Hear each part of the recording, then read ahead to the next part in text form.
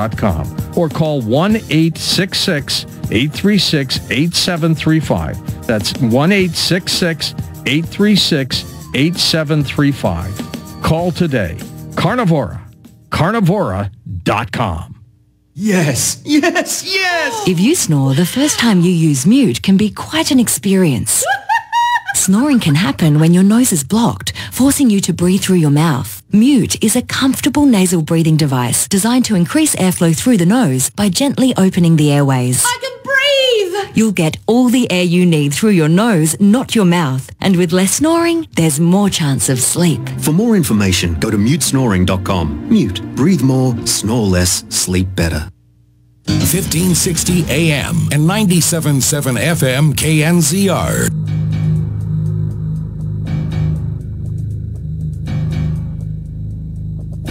And welcome back. George Norrie with you. I shall tell you about our special guest now for the next couple hours. Sandra Champlain is the host of the top afterlife podcast called We Don't Die radio show, now on more than 300 hours of interviews. She's the author of the #1 international bestseller, We Don't Die, A Skeptic's Discovery of Life After Death, and the healing audio, How to Survive Grief. Sandra, welcome back to the program. Hello, George. I'm so grateful to be back. Do you find that most people believe in the afterlife or not? I find that they do, but they keep quiet about it because they're worried about what other people think, thinking that other people don't believe.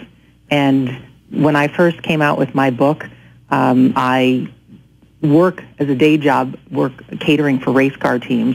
I put a big sign up under my tent. Is there any proof of the afterlife?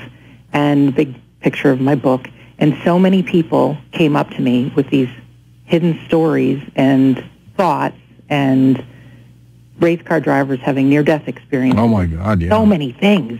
So it really opened up like a good can of worms because it got people talking about something that has been, I think, taboo to talk about. Absolutely. Now, tell me, though, I'm curious, what do you do with the race car drivers? Oh, my mom and I own a catering company, and we travel the United States cooking for race car teams in the IMSA series of racing. While the races are going on? Mm-hmm. We feed the pit crews and the drivers and some of the sponsors. I bet you've been to Indianapolis. I've been to Indianapolis, Long Beach Grand Prix, Daytona. Have you been to the St. Louis, Illinois area? They've got a track there. No, They've got a nice one out there, too. And we're currently in Sebring, Florida, working a race.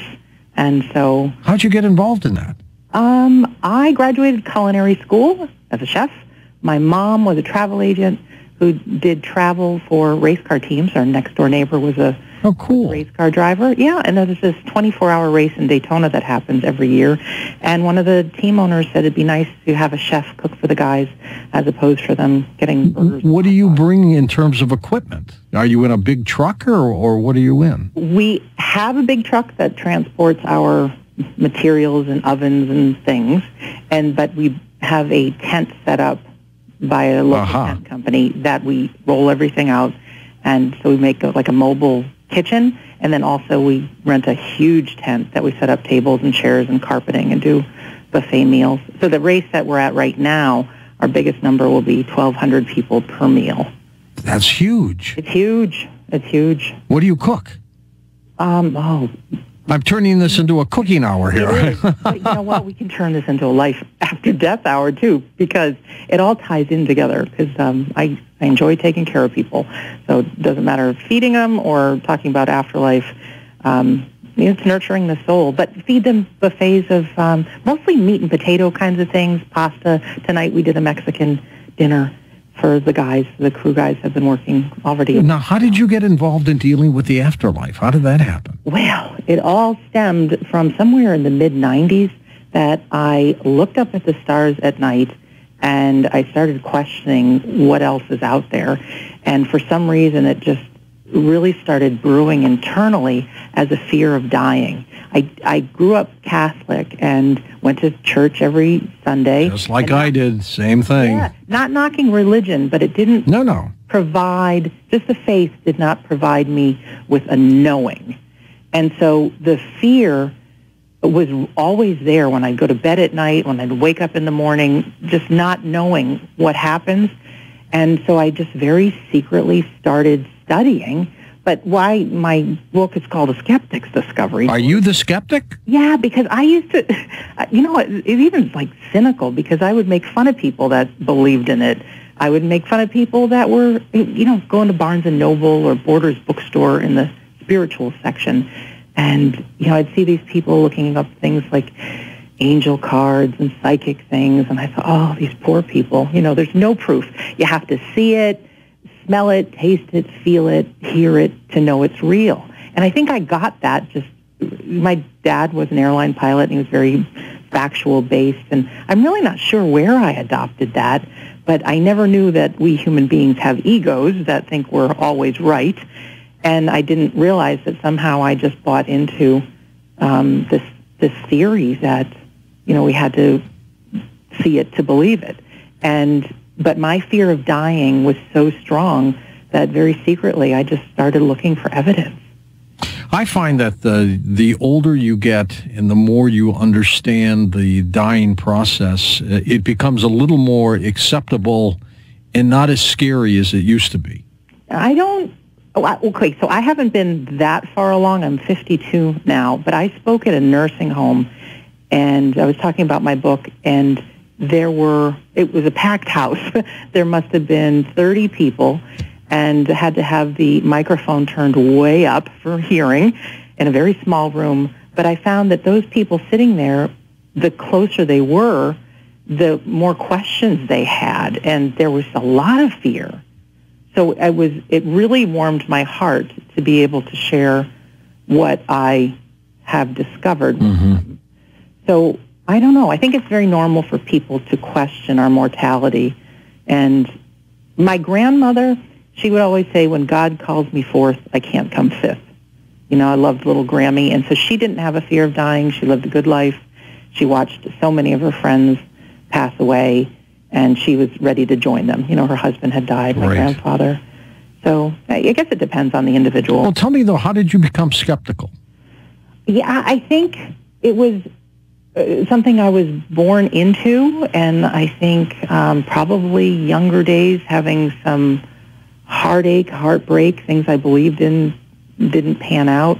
And I just, like I said earlier, that I grew up with a mindset of being right, and this is the way it is. And like I said, whether I adopted it from my parents or from upbringing, healthy skepticism is being open to different possibilities. Nothing wrong with that. Nothing wrong with that. But at that point, I was not even open. And like I said, that fear just kind of creeped open the door that had me start being open. What convinced you, Sandra, that the afterlife is the real deal? The very first thing that happened is I took a course in mediumship. There was a woman who said, I can prove to you life after death is real. In 3 days, I can make you a medium. And that was so in my face that there's no way anybody can do that. But my fear of dying was still there, and I said, I've got to take this course. But were you skeptical at that, too? I was, but I went. Yeah. And so there I was sitting with about 20 people, and I felt totally out of place. A lot of people wearing their angel gowns and things. Mm-hmm. And so this woman said, we're not going to do medium readings now, but this is how it's done. Everyone take a partner. Okay. So I sat in front of this woman I'd never seen before. She says, I want you to imagine that there's this nice bubble of energy around you. She said, the people that are in the afterlife, they're still themselves. So be respectful, introduce yourself. And she says, create love. Just feel the feeling of love for your partner, even if you haven't met them yet. She says, we're just practicing now. We're not really doing it. So it took all the pressure off. And she says, close your eyes and make up that there's a person standing behind your partner. So I went first. I figure I'm a chef, very creative. And to this woman, with my eyes closed, I said, okay, I'm seeing a man behind you. I'm feeling it's your grandfather on your mother's side. He was a fisherman. I saw like a flash of a fishing boat. He was a smoker. I saw, smoking away. He died of lung cancer. And I'm just letting the story unfold out of my mouth. Yeah. His name was Jan. He had blue blue eyes and the big gap between his front teeth. And he never said to your mother, I love you. And he feels bad about that, and can you deliver the message? So, George, I open my eyes. The woman sitting across from me is crying. Her grandfather's name was Jan. He was a fisherman in Denmark, died of lung cancer, and she had heard stories of her grandfather never saying, I love you. And that came out of me, Sandra Champlain.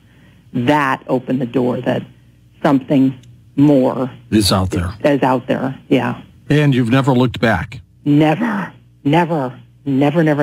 I want to go through your top 10 countdown. Okay, that's fun. And we'll go through that. I'll give you the title, and you tell us a little bit about each one. In your last hour, by the way, next hour we'll take phone calls. Okay. And they're already calling, by the way. Just to line up here. Hello to your listeners. Hello, Coast to Coast. For number one, evidential mediums. Tell us about that. Yes, evidential mediums are people like Mark Anthony, the psychic lawyer, the Long Island. Good guy. I like him. He's fantastic.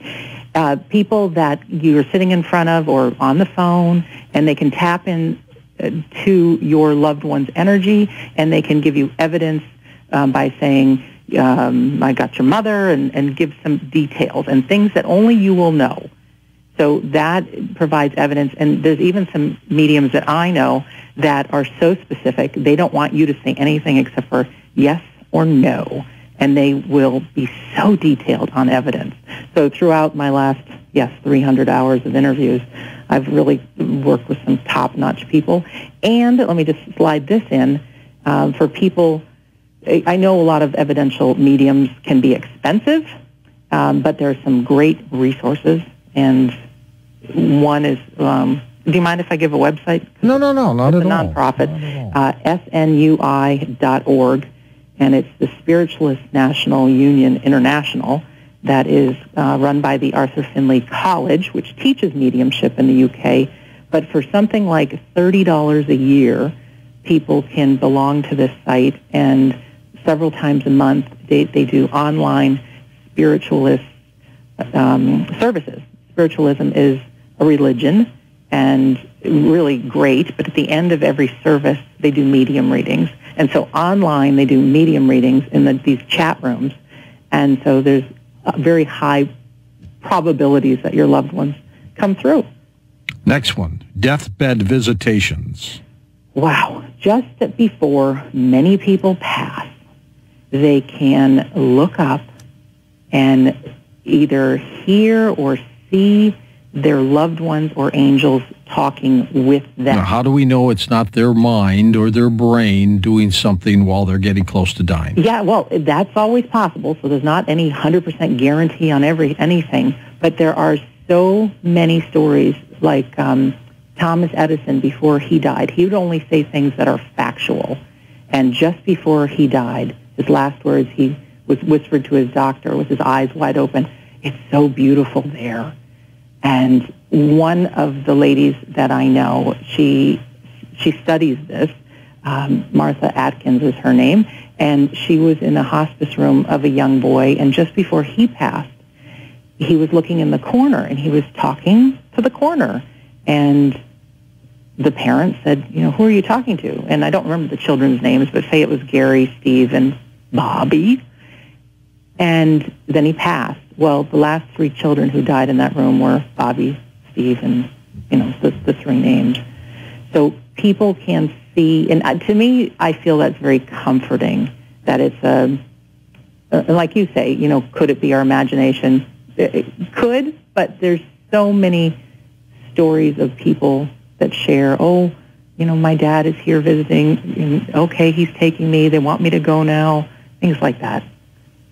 Next one, induced after-death communication and grief reattachment therapy. Very interesting. Dr. Alan Botkin is one of the fine folks that does this. He was a doctor in the VA hospital, and there's something called EMDR, which is an eye movement desensitization process they've done with veterans who have had post-traumatic stress disorder. And he found accidentally, because he did not believe in the afterlife, that when he gave a little too much left, right, like if my finger is moving in front of your eyes, and you're recalling a memory of something very painful or something that happened in the war. To detach the memory with the emotion, they do this process. I'm not doing it justice how I'm explaining it, but the story goes that he gave a little too much of this left, right eye movement, and the client was like transported into a mental zone where not only could that person see their deceased loved ones, but could also see Dr. Botkin's deceased loved ones. And so that's intriguing. Yeah, and so Dr. Botkin's like, God, I don't even believe in this. This is, but how could he know this? So he did on the next few people the same kind of thing just to see what would happen. And as it turned out, it was well over 90% of people, when he administered this, could go into that zone and tap into it. And he now calls it IADC, Induced After-Death Communication, that you can look up online. And then Rochelle Wright does something very, very similar, all about helping the grieving. So everything, even the common denominator and the foundation of everything I do, and I would not be sharing this so much if it didn't alleviate the deep pain that we feel from grief. Reincarnation, of course, we all know what that is, but let's get your take. Well, yeah, there's big controversy on reincarnation. There are so many people who have studied, like Dr. Ian Stevenson and others, past lives of children, like children that would say who they were and things like that. And then there's the flip side. There's people that say, oh, well, reincarnation is not real. What it is, it's a deceased loved one that is very, very close to the person. And they're like the child would be a medium. So I'm of the personal belief in reincarnation because I think personally that we're souls having this human experience to learn. And why would we just come once? If exactly. This rich place to get all this education for the soul and learn emotions. And something we've handled on the show a lot, Sandra, electronic voice phenomena. I find this to be fascinating. I love it. Now, they're not always really clear. No. I mean, sometimes you hear things like, and you know what? And then when you play it on the radio, it's even harder to hear, but there's something there. My first experience was with Tom and Lisa Butler, who, well, they was now called the A-Trans-C, but it used to be called the American Association for Electronic Voice Phenomena. And we would record white noise, so it would be any kind of background noise, really. And then we would play it back and upload it into the computer and play it back and listen in for words. And the same kind of thing. I had already taken the mediumship course, so I knew there was something real, but I still wasn't quite buying into it. And I was at a cabin in a place called the Omega Center in New York, Rhinebeck, New York. I had my digital tape recorder. It was raining outside, and I just said I'm imagining my grandparents and my aunt and uncle there, and I said, if you guys are real, and I'm supposed to help people believe in the afterlife, I said, I need you to try to talk loud into this thing, holding the recorder. Yeah. I said, I'm going to let it record 1 minute, and then I'm going to say goodnight. When I played it back, didn't even have to put it into my computer. It said, and it gave me chills, good night, Sandra. And then, good night, good night, good night, a man's voice. Good night. Yeah. And then since then, I've heard of the great Sonia Rinaldi, who has been in Brazil working with parents free of charge, recording the gibberish, the chopped up recording of voices. Yeah, and working with a parent and saying, talk as if your child is here. And then when it gets played back, very clearly are the children's voices. Let's talk more about all this, Sandra, when we come back in just a moment on Coast to Coast AM. And, of course, in our final hour, we will take phone calls. Get playing with us. We're going to take your phone calls with her next hour. I've still got a whole group of things to talk with her about when we come back. Well, we did it. ParanormalDate.com has gone over 83,000 members. So now we try for 84,000. Let's get rolling. Free to sign up. Give it a try. You will like it at ParanormalDate.com. Now, here's something else that You can try, and believe me, you will instantly see a difference. There are things about the face that so many adults complain about as they age, namely bags under the eyes, pores, crow's feet, fine lines, and wrinkles. Finally, there's an immediate fix. It's called Instantly Ageless, an age-defying microcream that acts in less than 2 minutes. No needles, no pain, just a happier, younger-looking you. It's simple to use. Take a small drop, lightly apply to target areas, leave damp until dry, then apply cosmetics if necessary. It's great for men and women. People are amazed at how fast it works. Here's some reaction with actual Instantly Ageless users. I've probably noticed in the past 5 years that my eyes have gained a lot of fine lines, wrinkles, my crow's feet have gotten deeper. Wow, I was hoping for 5 years, but that's like what my eyes looked like 10 years ago. That is really cool. Wrinkle gone. It's easy. You just put it on your finger and go. Now I wish I had more down here because I can still see one wrinkle. It's bugging me. I am a little bit emotional. Turning 40, I didn't think would be a big deal to me, but that looks like the me that I feel like inside instead of what I see when I look in the mirror. Try Instantly Ageless today. Go to our exclusive website, agebegone.com. AGEBEGONE.com. That's agebegone.com. Or call 800-257-0385. Try a sample size for $19.99. Plus, there's a 25% discount offer at checkout. Instantly Ageless. Available today at agebegone.com or toll free 800-257-0385. Instantly Ageless at agebegone.com.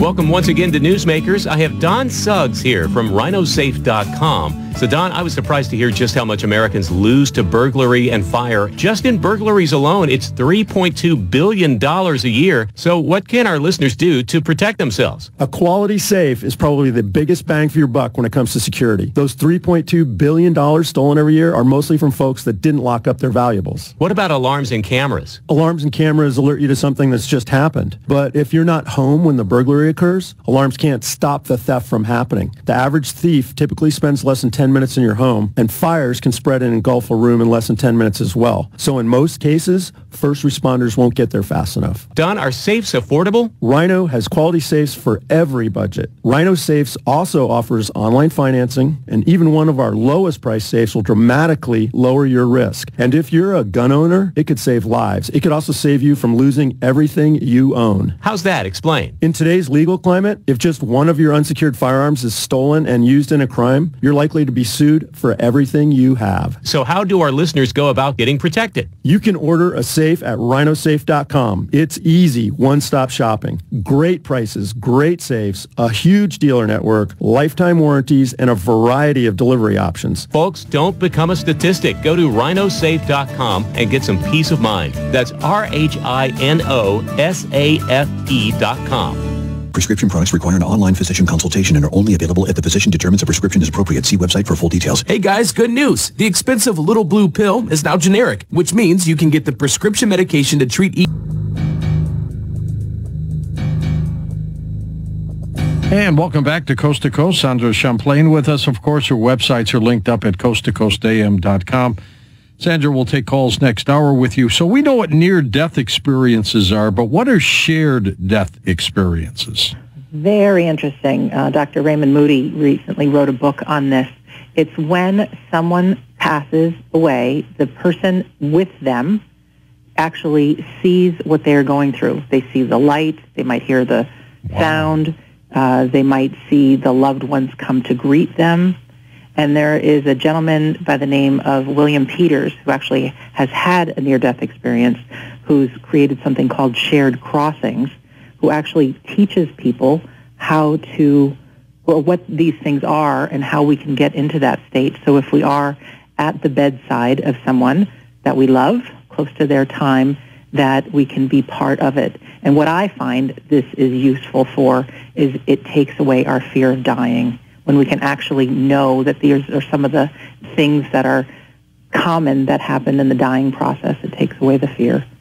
Next up, spirit artists. Well, this is a What are they? That is a medium, an evidential medium that also has the gift of being an artist. For instance, after my dad died, even though I did believe in the afterlife, I was grieving something terribly. And there was a woman in Massachusetts, and there are some other folks in the world. And I saw her. She pulls out her sketch pad, and as she's giving me such specific information about conversations that I had with my dad that nobody else knew, her hand was busy moving on her note paper there. And she drew a picture of what my dad looked like when he was in the Air Force, when he was maybe 26, 28 years old. And I said, well, Dad passed, being 74, with the tubes in him in the hospital. And she says, we get to be our best age when we transition. And so it is great, obviously, to hear the evidence coming from somebody's mouth about our loved ones, but it's a whole nother realm when somebody draws a picture of our loved ones. Sure is. Or our animals. Our animals are right there, too. When we die, when we take that last breath, I do believe 100%, George, we close our eyes here, we open them, and it's like crossing the finish line. Our loved ones are there who have gone before. Our animals are there. Anybody we've loved.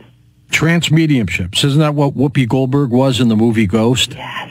And I think that's pretty fascinating. There are trance mediums that can channel people that have lived on Earth and give philosophy. And that's great.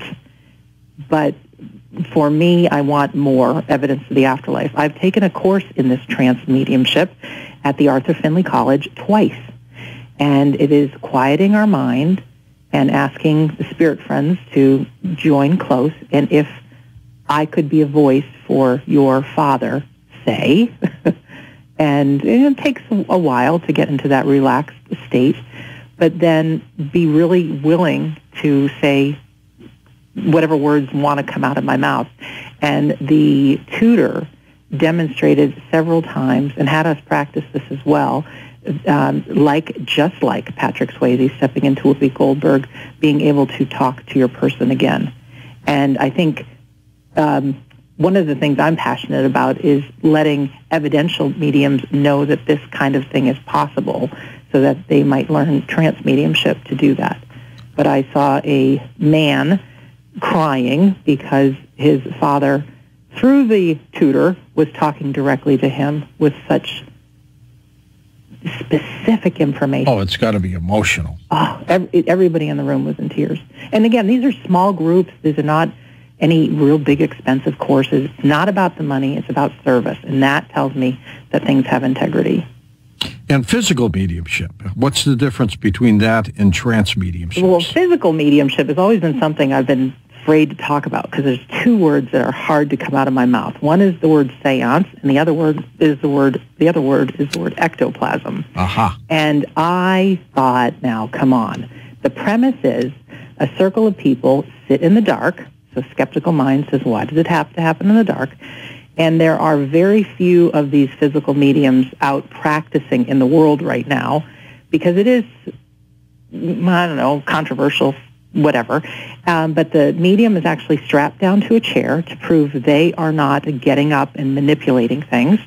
And this ectoplasmic substance, which is like a vapor, will come out of them. And our deceased loved ones, their etheric body, can actually step into it and become real again. And this is just like me taking that course on mediumship. I had to experience it to believe it. And I know there's, even in my own mind saying this, it's something you have to experience to know the reality of it. To be able to explain it is difficult. But I have heard loved ones talking to their people in these rooms. I've felt the touch of human hands that were not like a little child's hands, and there were no children in the room. Something that made me say, you know what, I can share this, is Dan Aykroyd, who wrote Ghostbusters. Yes. You know, the green slimy stuff is ectoplasm. Well, didn't I do some research that he comes from a line of spiritualists, and his great-grandfather and grandfather held these seances. And when old granddad died, his dad opened up the chest, and there were all these journals of all the seances they've had. and all the people that came back and actually spoke again. So I find it really fascinating. It's really great. But again, you know, using the word seance and ectoplasm, hard to say, but to actually sit in the seance room and to witness reconnections people have with their loved ones is like nothing I've ever experienced. You had mentioned Brazilian scientist Sonia Rinaldi, and is she working with some kind of videos and things like that, capturing the deceased? She sure is, and what's happening there? Make a recommendation. You interview her sometime. So the last 3 years or so, she has been working with a camera, either like a regular camera or video camera, and say, for instance, she would film a computer screen turned off or a television screen turned off. And now she'd be working with a parent or someone who's lost their loved one. Again, free, never charged a penny for this. And then when the video gets played back, the faces show up of their children or their loved one or their animal. She believes she's working with Nikola Tesla and other scientists that are in the unseen world, because not only have their voices and their names come through with electronic voice phenomena, but their pictures have shown up as well. And I do have a way that your listeners can actually see some of these pictures that I can share. But to see her presentation and to see the children who even maybe they had committed suicide or died of an illness, and to see they're a little bit fuzzy, but they're clear enough that you know that they are those children. One kid died when he was a toddler, and he showed a whole series of pictures of himself showing that he's actually growing up in the afterlife. Another kid always liked to pretend that he had a fake mustache on, and when he came through in his picture, didn't he have a fake mustache on? One guy didn't like to be bald, and when his picture came up, well, he's got hair in the afterlife, proving that we can be who we want to be. But those pictures of hers are my top number one reason that you can't look at that and not get goosebumps and say, there is something to this. Sandra, why do you think the afterlife was formed? What do you mean by that? Well, why is it there in the first place? I think this is one of those big questions that I don't know if our brains can get around, but I think that there is a place, and I personally call it heaven, that it's good all the time. It's all those things we want it to be. And that's where we are before coming to Earth, and that's home that we return to after. So there's a great quote that our life is but a thread of the fabric of our soul. So there's a much bigger picture. So we choose, and this empowers me, we choose to come into this place called Earth, where there's things called emotions, and there are other people and we get something called our ego that has us forget who we really are. So we play this game called life, where we get a huge amount of growth and education for our soul that we can't get anywhere else. We want to learn to be courageous. We don't get courage, we get fear, and we get opportunities to move through it. And I think for myself and for other people who are grieving the loss of a loved one, as painful as grief is, I think it offers an opportunity for us to start looking at our own mortality, our own spirituality. There's some kind of pine cone that I know can only grow after it's subjected to a really intense forest fire. And I think the pain that we feel when we grieve has the opportunity to help us go on our path of what it is to be human and find our own spirituality. There are many, many ways to try to communicate with the other side. Many people have tried. Some people think they've succeeded. Do you think as technology gets better and better and better that we're going to be able to communicate with the dead? Absolutely, I do. I remember in my lifetime the first cell phone that came out, big clunky thing. And now look what we have. I remember 25 years ago going to Walt Disney World and the carousel progressed, and someday there'll be a computer in every home. And look what we have now. And then even the FaceTime technology that we're seeing somebody. Oh, that's crazy, yeah. It is crazy. But my mind 25 years ago would say that is impossible, could never happen. And we humans, and this is just part of being human, things that are very big deals become no big deals. I mean, we don't look at our cell phone and go, wow, that's miraculous. There are people like Dr. Gary Schwartz, who I know you know. Oh, great guy. All kinds of scientific investigations, having people in the afterlife work with some of his machinery to sense and pick up different movements and whatever they are, different, sensing the different things. And even with Sonia, she is now working, well, how can she train others to do what she does? Because it's not complex. But I've become friends with Sonia Rinaldi recently, and you're going to be at an event with her the end of March, aren't you? End of March, I'm hosting an event called We Don't Die Orlando, which is going to be in the Holiday Inn Resort, just a couple of miles from Disney. Sonia Rinaldi will be there doing her presentation.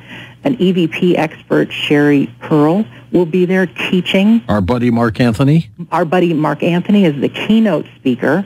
And he's actually, he delivers a great keynote, but he's also going to be talking about the Bible. Because a lot of people have this fear that if they're talking to the dead, that they're doing something against their religion. And Mark Anthony says no, and he talks about the evidence of the afterlife in the Bible and people doing that. That William Peters, who I was talking about, the Shared Crossings, he's going to be there.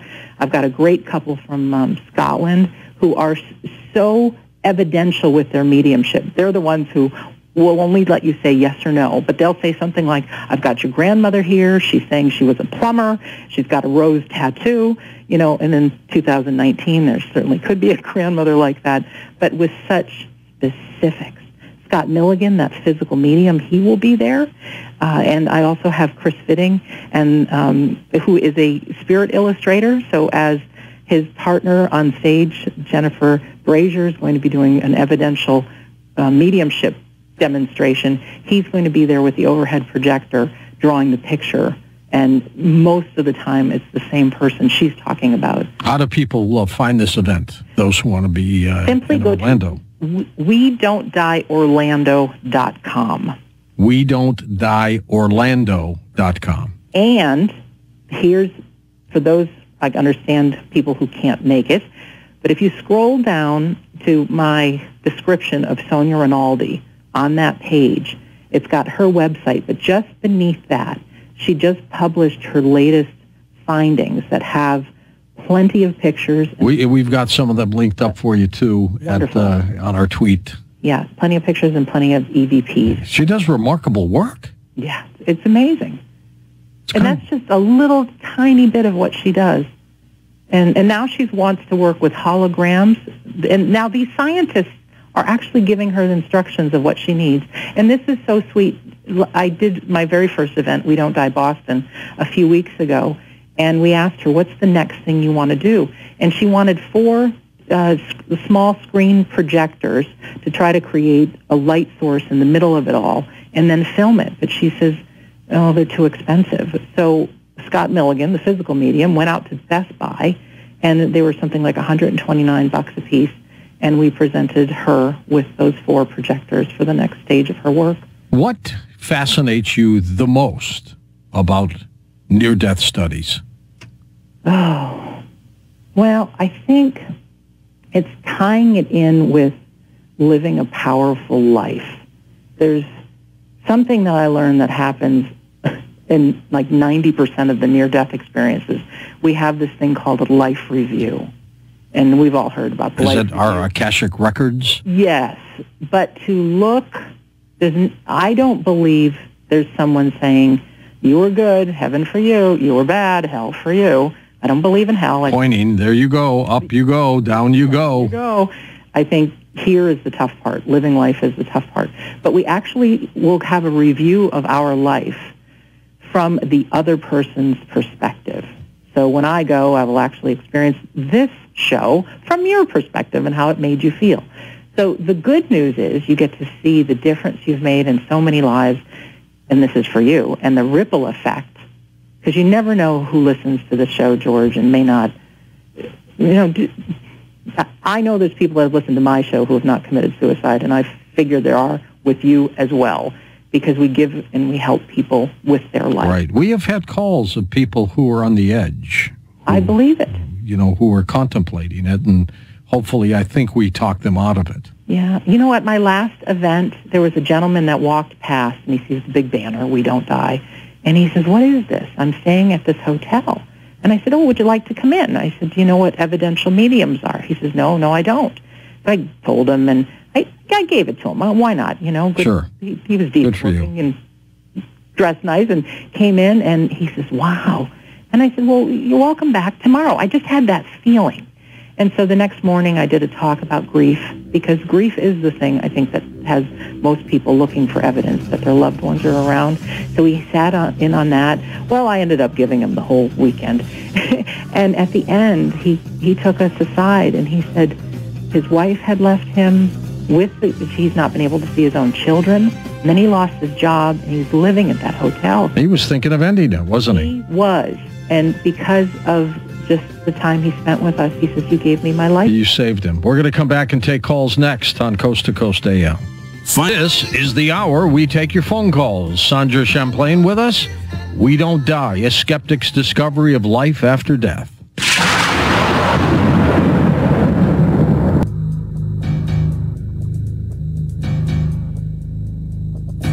And welcome back. Sandra Champlain with us here. Sandra, you have talked about 3 stages of truth. Tell me how that ties into this. Well, interesting. The German philosopher Arthur Schopenhauer said, "All truth passes through 3 stages.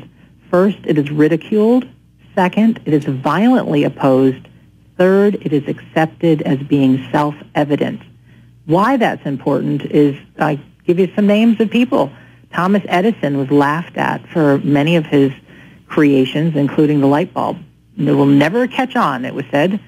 The Wright brothers, Wilbur and Orville, their flying machine, they were laughed at. Our country, back in the day, did not support them, and they didn't make even though they made their flight back in 1903, they couldn't publicly demonstrate until being in Le Mans, France, several years later, because nobody believed them, and they laughed at them. Even Henry Ford for the automobile. There's never going to be a horseless carriage. We need horses. So back in those days, they were ridiculed, laughed at, awful. And then here we are, however many years later, and it's self-evident. It's like it's always been. Every airplane ride I take, upon takeoff, I thank Orville and Wilbur because of what's happened. And so I know the time will come that people will be looking back on this day going, "Gosh, I can't believe they didn't believe in the afterlife." Lately I'd rather be on a plane that Orville and Wilbur made compared to what is happening these days. Huh? I know. Sad story. Tough.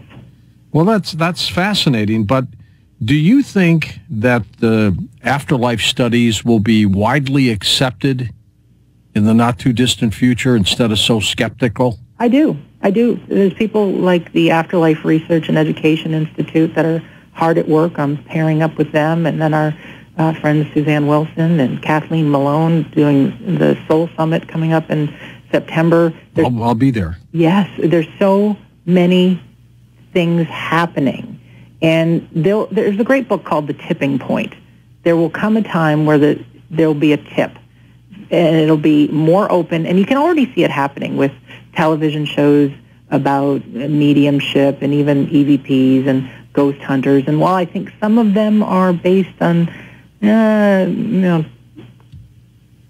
what do I want to say, Hollywood, not knocking Hollywood, but may not be truth in everything, it gets people interested. When the movie White Noise came out, sure, the intention was not to be scary, because at that time it was just loving messages that were coming through. But because of that horror movie, a lot of people got interested in EVPs. I hated Chucky dolls ever since Hollywood did that. Me too. But anyways, yeah, I do think in our lifetime things will start happening fast. And like I said, look what happened with the cell phone. It'll happen. And there's also going to be communication, teaching people how to quiet our minds so that we can all tap into this space. Because I believe our loved ones the term hereafter is really accurate, because energy can be on top of energy, just like around you and me there could be radio waves and television signals and GPS signals and all those things right here and now. So I do believe that the hereafter is right here, just vibrating on a different frequency, and there'll be education for all how to quiet our mind, be in the present moment with a loving intention. Love is really a very driving force, and that we are able to connect with our own loved ones that way. What do you think our next breakthrough will be in after-death studies? Our next breakthrough? Something dramatic that could just open up the gates, the floodgates on this. I think it's going to be between electronic voice phenomena and the filming and capturing photos, that when people start getting those on their own, then the science, who has kind of ridiculed it, will all of a sudden feel like they need to catch on to participate in it. And once we get mainstream science involved, not just a lot of people working hard at it around the world, then it could really break through. You know, if we could pick up our cell phone and text our loved one. And they can text you back. Dad shows the picture of himself. It's like, oh, hey, Pop. And I also think we're going to live a whole different kind of life, believing in the afterlife. We won't spend years grieving. When times get tough, you know, there's some days that I have some bad days, as positive as I may sound, and I just say, you know what, this is education for my soul. Maybe I asked for it just this way. What can I learn? You have a bad day, that means you're human. Oh, my God, I didn't know that. Can you imagine? Yeah. You ready for the calls? Ready. Let's go to Oregon. Alicia's there. Welcome to the program. Hi, Lisa. Hi, George. Hey, my question is absolute truth. She was just talking about the 3 steps, 3 stages. Yes. I find that either when I'm speaking or sometimes when people speak to me, that when I hear, I get goosebumps up and down both arms and sometimes on my legs, that I know that that's absolute truth. It's just, I guess, my body's way of confirming it. I get the exact same thing when I know or I don't know. And when sometimes I get the goosebumps. So how did you get the goosebumps in this last hour? Yeah. Okay. That's a good answer. Kind of like my BS detector, I guess. Yeah. No, it's a good thing. It really is, because we humans can't take everything at face value. And, you know, there's no... And we shouldn't. We shouldn't. There's no real reward when we don't do the work. You know, I know some people that were born into a lot of money, and they're different than the person that worked very, very, very hard all their life to create a good income. Well, listen to that scandal that broke today about those colleges. Did you hear about that? No. They found and they've arrested and charged 50 people already for some kind of college scam where people of wealth have been paying hundreds of thousands, if not millions of dollars to get their kids in college, and through bribes. Wow. I mean, if the kid's not good enough to get in on their own merits, don't worry about it. Send them to, a different kind of school. And let them work for it. Yeah. Send them to a community college for a couple of years and build up. Right. Unbelievable. Let's go next to Bart in Boston. Welcome to the program. Hey, Bart, go ahead. Hey, it's quite an interesting program. Thank you, Bart. I was at my brother-in-law's funeral, and then when we came back to the house, there was probably about 50 people in the house, and a little collation afterwards. And you can imagine the amount of murmur that's in there. It's a big house, but the noise level is up. And my brother had passed about 8 years earlier, and my another brother-in-law had passed probably about 5 years earlier.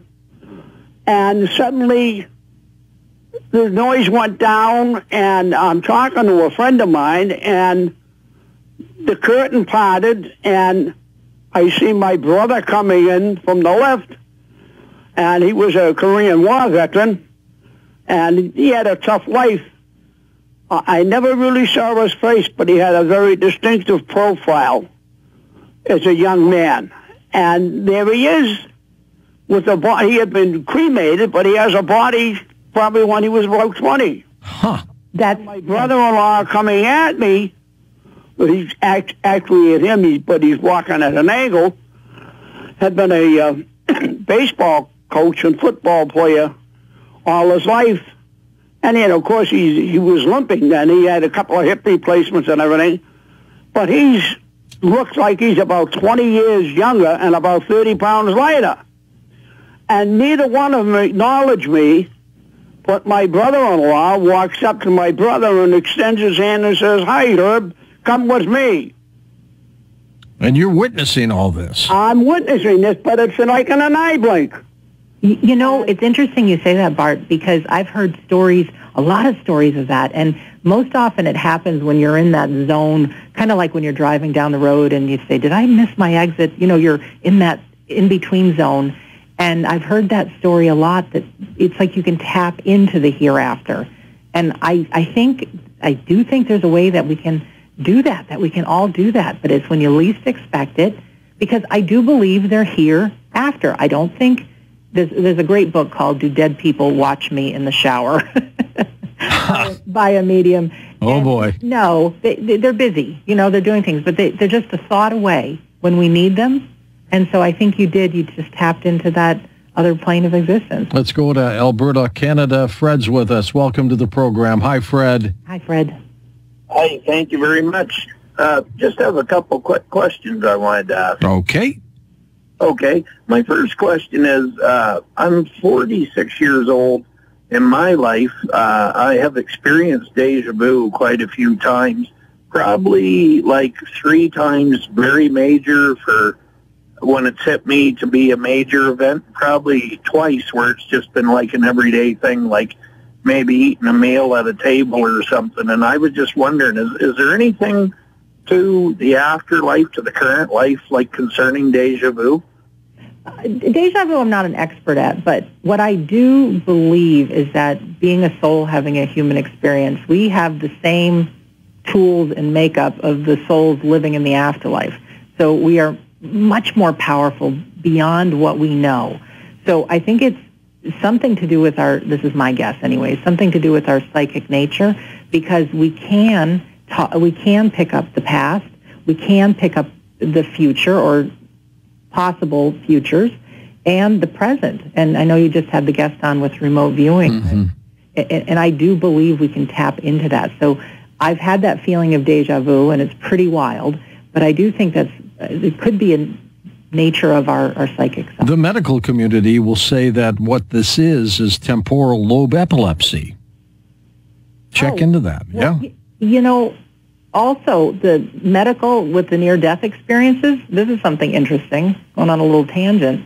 They would say that's just by nature of a brain shutting down, it would see a bright light and things like that. Ken Ring is someone who studied near-death experiences of blind people. They never had vision, and in the near-death experience, they actually had vision for the first time and could tell what was happening in the operating room and things like that. So I do think we're so much more powerful than we know. Barry in Rock Hill, South Carolina. Hello, Bear. Hello there, old buddy, old pal, old friend of mine. I'm convinced you have a script that's written out in front of you, isn't it? Can I be a new friend? Hi, Barry. Hey, Sandra, how are you, girlfriend? And I want you to know that I have eaten lunch at your food tent at the Daytona International Speedway about 7 or 8 years ago. I was down there for the 8 days of February Speed Weeks. I watched the 24 Hours at Daytona one weekend and the Daytona 500 the following weekend. Would you have been there, Sandra? I sure was. I've been there the last 33 years. I've been at the Daytona. Yeah, Barry, I always thought you were a roadkill kind of guy. George, you're right about that part, buddy. I've got a raccoon out on my front porch eating dinner right now at 4 a.m. in the morning. And anyway, Sandra, we don't die. My wonderful wife, Martha, and I were just sitting on our front porch overlooking Lake Wylie, South Carolina, at the ducks and the geese and the bass and the brim. And I'm telling you, we were talking about the life hereafter, and sure enough, I am a total believer that we're in a different dimension right now. And when we lived before and when we live after this life, we'll be in a different dimension. George knows exactly what I'm talking about. And fascinating subject. Thank you so much for being on the air. Oh, you're so welcome. And nice hearing from you, because I'm sure we met face-to-face in that food tent. We've got Donna in Cleveland next on Coast to Coast. Donna, you are up with us. Hi. I was, actually two things. Sure. That 3-day course you took, that's kind of amazing. 3 days to be able to, and especially your first try, be able to read somebody. Well, that was only my first try. When I tried to do it after that, I couldn't do it. I did it sometimes. The problem is when fear is involved, you hold back. It shuts off the psychic sense. Yep. When I can just fuel it with love. But when she told me I was just pretending and making up someone, because we use our imagination, same faculty, then it was easy, because I didn't think I was doing it. So I have not gone on to be a medium, because it's just, well, I will practice, but there's a lot of fear inside. What if I get it wrong, and somebody's in front of me? Right, that's amazing. Yeah. Now, also, quieting your mind, that's like the hardest part. And I was wondering if you had any, any suggestions on how to, go about, because quieting your mind, I find, is the hardest thing to do. It is, and it's like a muscle you're building, and my mind's very busy. What I do is I concentrate on my breath. I say a little prayer. So whoever you believe in, have a loving intent, help me quiet my mind I'd like to get a sign from my dad. One thing I did actually ask my dad, I said, can you give me some kind of a sign in images that you're around? And so what I did is I just paid attention to breathing in, breathing out, and every time a thought would come, like, let me just pay attention to my breath going in and going out. Well, all of a sudden, Donna, I start seeing like a slideshow in my mind of things that my dad and I did together. And now certainly that could have come from my mind, but there were so many things I had forgotten about, and they came so fast. And so I thought, I was very comforted. But it is something that when I do it when I go to bed at night, I just say, okay, let me just practice now, breathing in, breathing out. And you don't have to be perfect because you're human, but it's in those, it's like you're strengthening a muscle. It's like you're plugging in a cell phone, and every time you do that, you're charging yourself up, like your psychic self, your soul self. Let's go to Jody now in Houston, Texas. Welcome to the program. Good morning, Jody. Good morning. Pleasure to speak to both of you all. Thank you. Listen, I have a question for Sandra.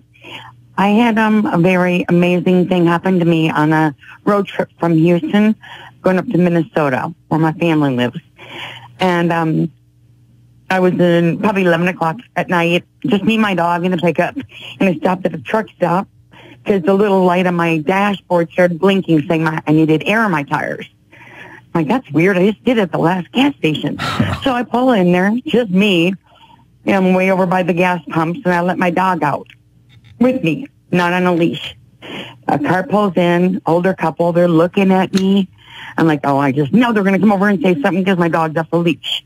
They get out of the car. He leans against the car, and she starts walking towards me. They're up by the store. And I said, I'm sorry, ma'am. I'm sorry. There was nobody here. So she said, no.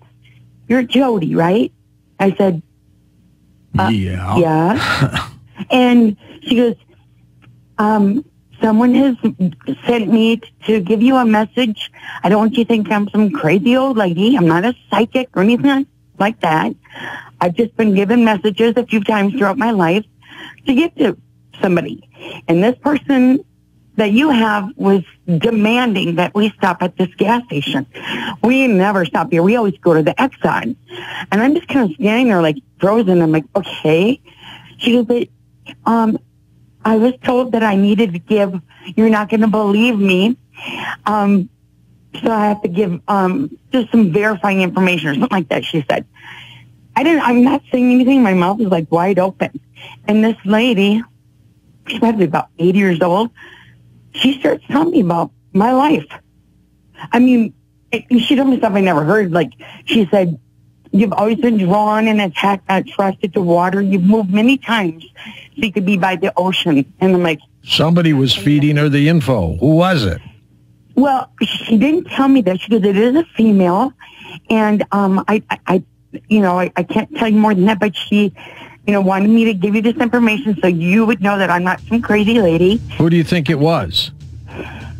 Well, I have a deceased grandmother. I was not ever really close to her. I don't know if would she have known all those? Would she have known all those things about you?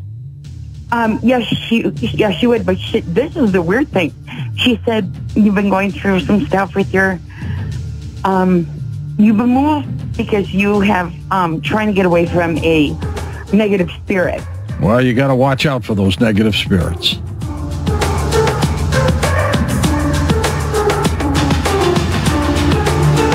Program is Beyond Belief. Great shows, and you can watch an episode free by going to the website beyondbelief.com. I hope you enjoy it and stick around and stay with it. Just go to the website beyondbelief.com. I have a friend of mine who went through chemotherapy treatment and lost all their hair, and they were really upset about it, and I told them about this. The market is full of hair growth. No one wants to experience during tax season, but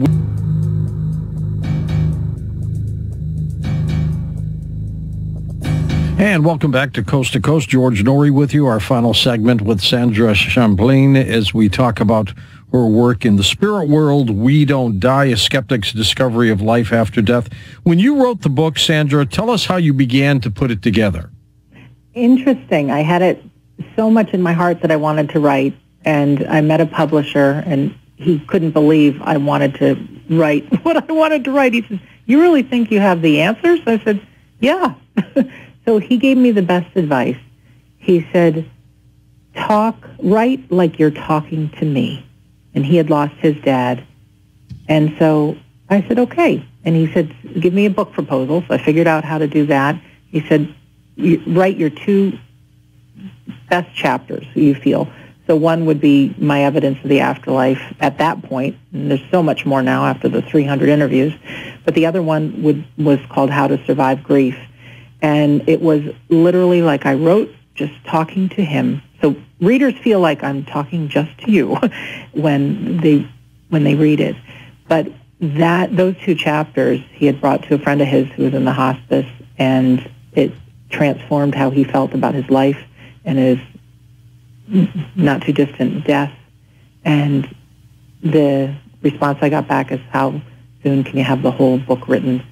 So I just imagined that person who had lost a loved one, who wanted some answers and wanted some comfort. And so the book really is about my journey, about why I believe in the afterlife. But I did sneak in that one chapter on grief, and the rest is, if we don't die, who are we? How to have a powerful life, so that when we take that last breath and close our eyes for the last time, we can look back and say, wow, I really got my money's worth out of life and went for it. Interesting take. Let's take final calls. Joe in the Bronx, take it away. Hey, Joseph. Hey, George, how are you? Great, Joe. Thank you. Good.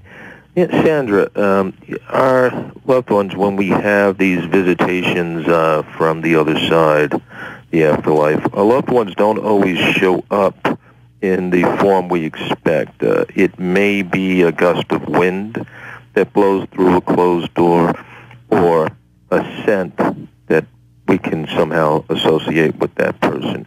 Now, why do they choose these alternate forms of communication to come through to us? Well, thank you for bringing that up, because those are different signs. And I think when we transition to the other side, I do think there's a place that we learn how to do this. And some people call it the halls of learning. I don't think just when we die we have all the answers and we've got it all together. I think we have to learn things. And so it's an art of manipulating energy, whether people turn on and off the TV or the lights, or, like you say, the gust of wind, or finding a feather. But I think they may be playing around with the different ways to get through. And I can't imagine somebody trying to get through to me is going to have a very hard time, because my mind's busy all of the time. But my grandmother had a red boa that she would wear to be silly. And so even when my mind is busy, when I see a small red feather that can only come from a red boa, I think of my grandmother. So there might be different ways that they're trying to get through to say, I'm right here. I love you. I haven't gone. We've got first-time caller John in South Carolina now. Welcome to the program. Hi, John. Hi, John. Good night. How y'all doing today? Great, John. Thanks. I know I've been looking for an answer to a question for almost 30 years, and I just happened to hear y'all on the radio, and I think I might actually finally get it. Okay, let's give it a try.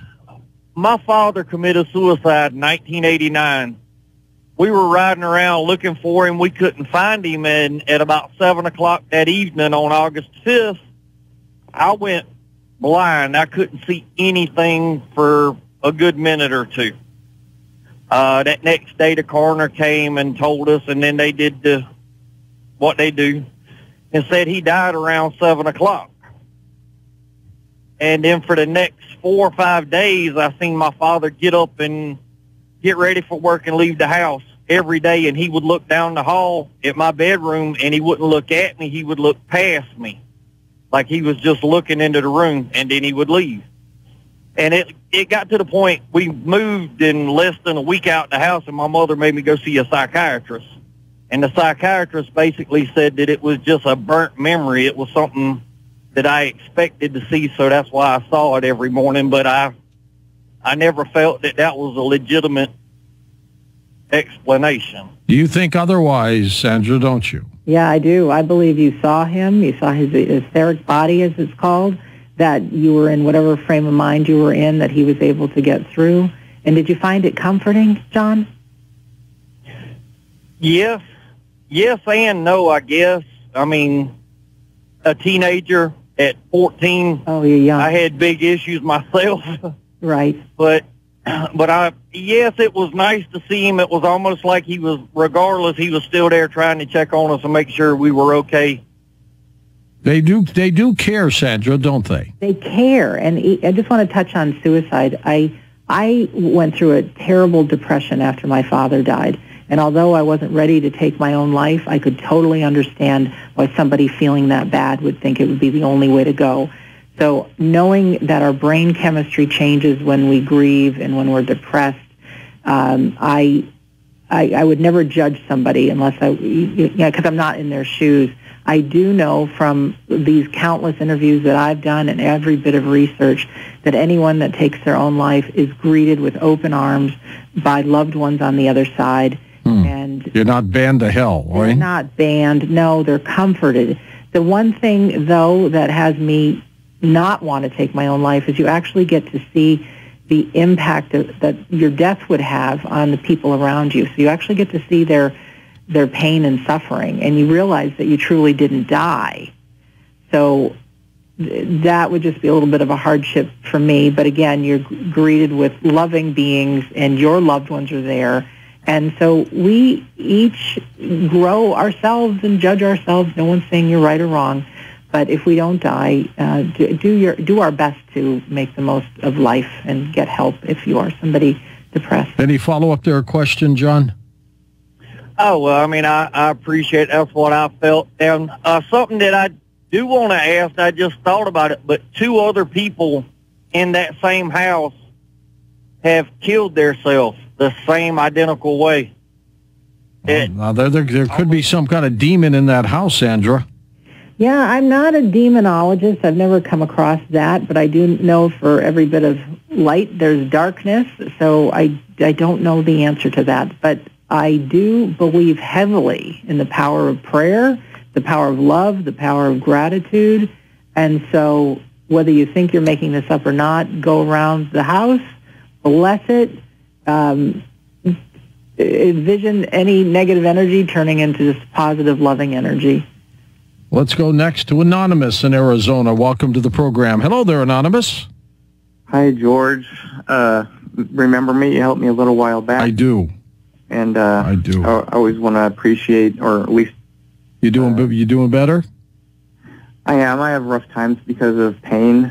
The pain management condition in this country is really, really bad right now because if you don't have cancer, they have a hard time justifying treating your pain. Yeah. And I have severe autoimmune diseases that affect my joints, and it makes me hurt. And if you put a cancer patient next to me, they look better than I do. And it's not even close. I mean, it's bad sometimes. As you know, George Ramos committed suicide 2 years ago. Yes. I prayed to my God in the name of Lord Jesus Christ right before I attempted it. I had to let him know where I was at and why I was there, how I had gotten to that place. I felt it was in medical school. Medical school kind of, I couldn't finish it because I was too ill and I was getting all the patients' illness because of my autoimmune disease. I couldn't hike. I couldn't get another job, even teaching, because even though the students liked me, I guess I just wasn't meant to be. And I just felt useless to the world. And my wife and my daughter at that time were in Costa Rica, and I thought I would just quietly pass from this life and leave them, everything that I had behind, and that they would be better off without me. I agree with your host that, and my position on suicide before that was much less empathetic. I think I judged that, how could you do that, so selfish? And it is not a matter of selfishness. It's a matter, in fact, it was the most selfless thing I could think to do because of the burden I felt I was placing on everybody. Right. What I do know, in spite of all of that, is there is an afterlife. I've seen spirit multiple times, probably about 5 times.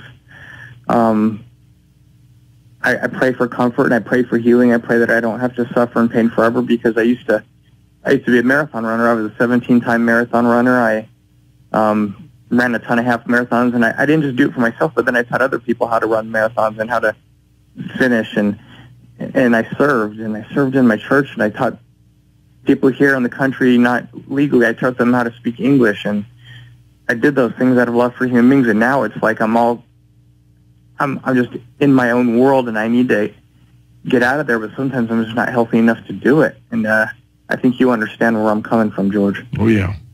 Yeah.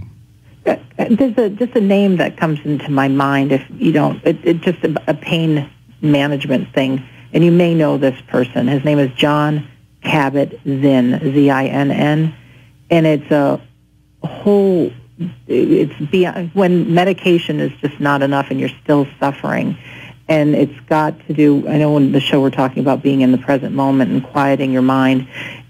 You'd have to read up on him to get all of that, because he's got some audio tapes and things like that. But I know when my dad had cancer and was suffering terribly, his method really helped alleviate some of the pain that medication couldn't. So it's John, Jon, Kabat, Kabatt, I believe, and last name's Zinn, Z-I-N-N. Might be just something to stay strong, Mr. Anonymous, and I'm glad you were able to connect with us many months ago. Gabriella is in Nashville, Tennessee. Hi, Gabriella.